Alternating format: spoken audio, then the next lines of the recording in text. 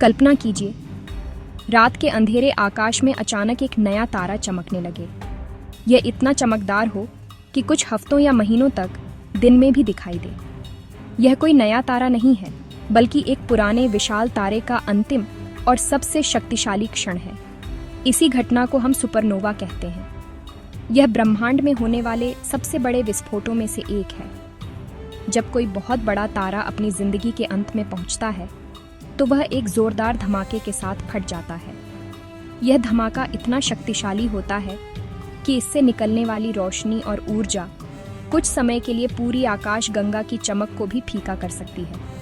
यह सिर्फ एक पटाखा नहीं, बल्कि एक ब्रह्मांडीय आतिशबाजी है जो खरबों खरबों किलोमीटर दूर तक अपना असर छोड़ती है।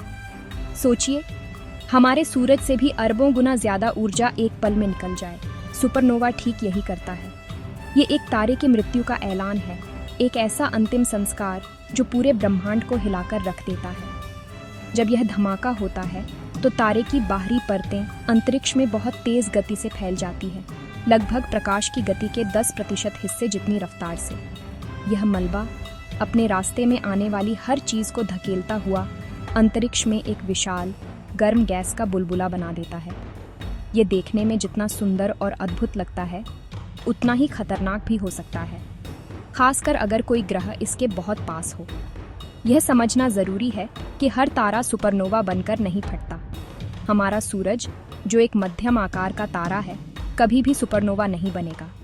ये अपनी जिंदगी के अंत में धीरे धीरे ठंडा होकर एक सफेद बौना बनेगा।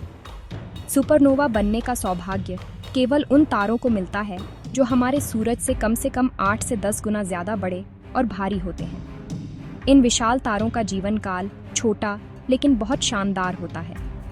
वे अपनी ऊर्जा बहुत तेजी से जलाते हैं और अंत में एक ऐसे महाविस्फोट के साथ खत्म होते हैं जिसकी गूंज लाखों सालों तक ब्रह्मांड में सुनाई देती है। सुपरनोवा की चमक इतनी ज्यादा होती है कि प्राचीन काल में भी लोगों ने इन्हें देखा और अपनी किताबों में दर्ज किया।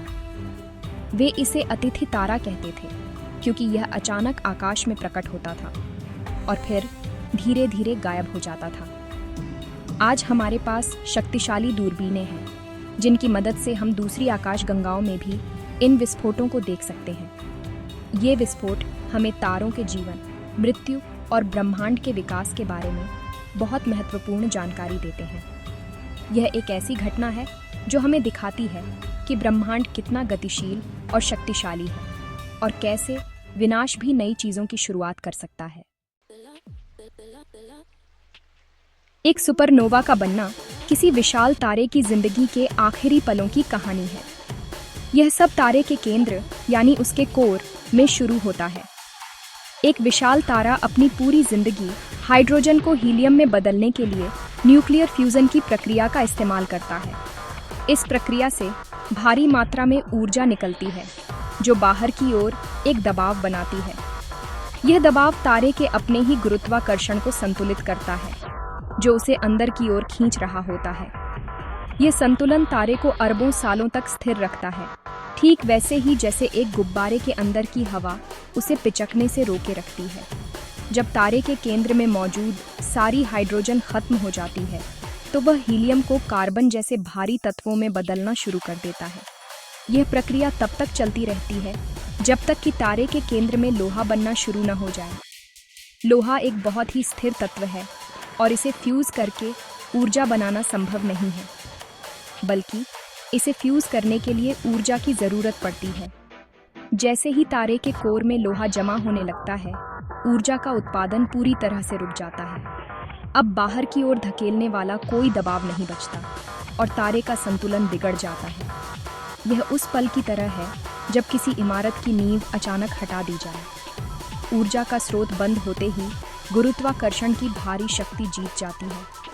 तारे का विशाल कोर अपने ही वजन के नीचे दबकर सिर्फ कुछ सेकंड में ढह जाता है। यह ढहना इतना तेज और विनाशकारी होता है कि कोर का तापमान 100 अरब डिग्री सेल्सियस तक पहुंच जाता है। इस भयानक दबाव और गर्मी के कारण कोर एक बहुत ही सघन वस्तु में बदल जाता है, जिसे हम न्यूट्रॉन स्टार कहते हैं। अगर तारा बहुत ही ज्यादा बड़ा हो तो वह एक ब्लैक होल में भी बदल सकता है। ये सब पलक झपकने से भी कम समय में हो जाता है। कोर के इस अचानक ढहने से एक बहुत शक्तिशाली शॉक वेव यानी एक अदिरची तरंग पैदा होती है। यह तरंग तारे की बाहरी परतों से टकराकर उन्हें बाहर की ओर धकेलती है। यही वह महाविस्फोट है जिसे हम सुपरनोवा कहते हैं। तारे का सारा बाहरी पदार्थ, जिसमें हाइड्रोजन, हीलियम, कार्बन, ऑक्सीजन और दूसरे तत्व होते हैं, अंतरिक्ष में चारों ओर फैल जाता है। यह विस्फोट इतनी ऊर्जा छोड़ता है कि यह हमारे सूरज द्वारा अपनी पूरी 10 अरब साल की जिंदगी में पैदा की जाने वाली ऊर्जा से भी ज्यादा होती है। इस तरह एक शानदार तारे का अंत एक और भी शानदार ब्रह्मांडीय घटना के रूप में होता है। सुपरनोवा ब्रह्मांड के सबसे खतरनाक आयोजनों में से एक है। अगर कोई सुपरनोवा हमारे सौरमंडल के बहुत करीब हो जाए तो इसके परिणाम पृथ्वी पर जीवन के लिए विनाशकारी हो सकते हैं। सबसे बड़ा खतरा इस विस्फोट से निकलने वाले उच्च ऊर्जा विकिरण से है, जैसे कि गामा किरणें और एक्स-रे। ये किरणें बहुत शक्तिशाली होती हैं और अगर ये पृथ्वी तक पहुंच जाए तो हमारे वायुमंडल की ओजोन परत को पूरी तरह से नष्ट कर सकती है। ओजोन परत हमें सूरज से आने वाली हानिकारक पराबैंगनी किरणों से बचाती है। इसके बिना पृथ्वी की सतह पर जीवन का अस्तित्व असंभव हो जाएगा। विकिरण के अलावा सुपरनोवा से निकलने वाले तेज गति के कण भी एक बड़ा खतरा है। यह विस्फोट अपने साथ भारी मात्रा में कॉस्मिक किरणें फेंकता है, जो प्रकाश की गति के करीब यात्रा करती हैं। ये कण हमारे वायुमंडल में प्रवेश करके रासायनिक प्रतिक्रियाओं को जन्म दे सकते हैं, जिससे हमारे मौसम और जलवायु में बड़े बदलाव आ सकते हैं। इतना ही नहीं, यह विकिरण और कण अंतरिक्ष यात्रियों और उपग्रहों के लिए भी जानलेवा साबित हो सकते हैं। एक करीबी सुपरनोवा हमारे सभी संचार और जीपीएस सिस्टम को ठप कर सकता है, जिससे हमारी आधुनिक दुनिया पूरी तरह से रुक जाएगी। वैज्ञानिकों का मानना है कि एक सुपरनोवा को पृथ्वी पर गंभीर प्रभाव डालने के लिए उसे हमसे लगभग 50 से 100 प्रकाश वर्ष की दूरी के भीतर होना होगा। इस दूरी को किल जॉन भी कहा जाता है। सौभाग्य से हमारे इतने करीब कोई भी ऐसा विशाल तारा नहीं है जो जल्द ही सुपरनोवा बनने वाला हो। सबसे करीबी उम्मीदवारों में से एक बेटेलजूस नाम का तारा है, जो हमसे लगभग 650 प्रकाश वर्ष दूर है। अगर यह फटता भी है तो यह रात के आकाश में एक शानदार नज़ारा तो होगा, लेकिन पृथ्वी पर इसका कोई खास विनाशकारी प्रभाव पड़ने की संभावना बहुत कम है। इतिहास में वैज्ञानिकों को कुछ ऐसे सबूत मिले हैं जो बताते हैं कि लाखों साल पहले पृथ्वी के पास सुपरनोवा विस्फोट हुए होंगे।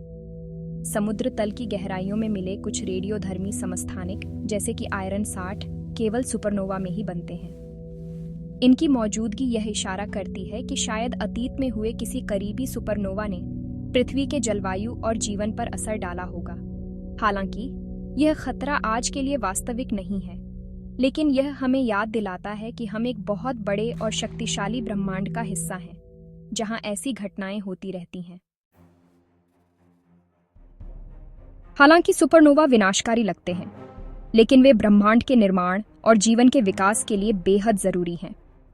सुपरनोवा को ब्रह्मांड की फैक्ट्रियां कहा जा सकता है, क्योंकि ये भारी तत्वों का निर्माण और वितरण करती हैं। तारों के अंदर केवल लोहे तक के तत्व ही बन पाते हैं।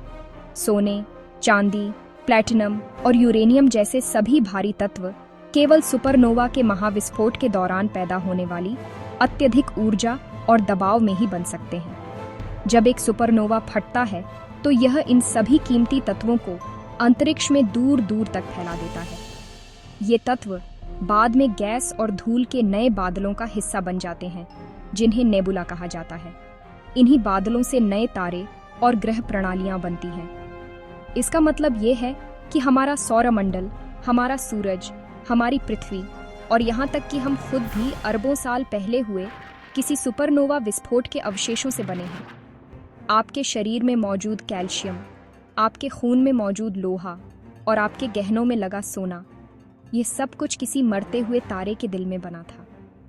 प्रसिद्ध खगोल शास्त्री कार्ल सागन ने कहा था, हम सितारों की धूल हैं, और यह बात सचमुच सही है। सुपरनोवा विस्फोट से निकली शॉक वेव भी नए तारों के जन्म में मदद करती है। जब यह शॉक वेव अंतरिक्ष में मौजूद ठंडे गैस के बादलों से टकराती है तो यह उन्हें संकुचित कर देती है, जिससे गुरुत्वाकर्षण हावी हो जाता है और नए तारों का निर्माण शुरू हो जाता है। इस तरह एक तारे की मृत्यु सैकड़ों या हजारों नए तारों के जन्म का कारण बनती है। यह ब्रह्मांड का जीवन चक्र है, जहां विनाश नए सृजन को जन्म देता है। सुपरनोवा के बिना ब्रह्मांड में केवल हाइड्रोजन और हीलियम ही होते और जीवन, जैसा कि हम जानते हैं, कभी अस्तित्व में ही नहीं आता। इसलिए जब हम सुपरनोवा के बारे में सोचते हैं तो हमें केवल उसके विनाशकारी पहलू को नहीं देखना चाहिए, हमें उसके रचनात्मक पक्ष को भी समझना चाहिए। यह हमें एक गहरा सबक सिखाता है। अंत हमेशा एक नई शुरुआत का संकेत होता है। ये ब्रह्मांडीय विस्फोट हमें हमारे मूल से जोड़ते हैं और याद दिलाते हैं कि हम सब एक बड़ी लौकिक कहानी का हिस्सा हैं। सुपरनोवा का अध्ययन करके हम न केवल तारों के बारे में सीखते हैं, बल्कि हम अपने अस्तित्व की कहानी को भी बेहतर ढंग से समझ पाते हैं। यह ब्रह्मांड का तरीका है खुद को बार बार नया बनाने का,